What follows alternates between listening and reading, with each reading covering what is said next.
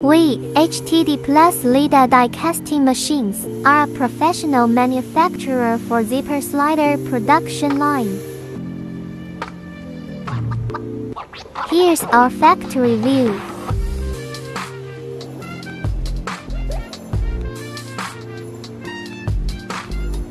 We make the main spare parts for our machines.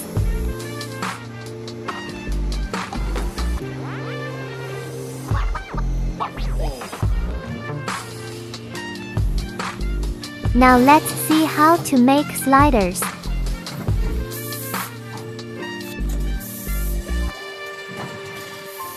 First of all, to make different parts of slider by die casting machine.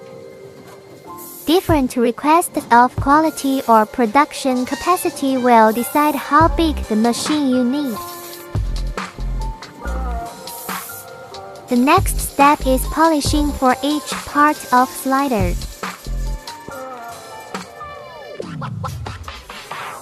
After polishing, the different parts are assembled into complete sliders.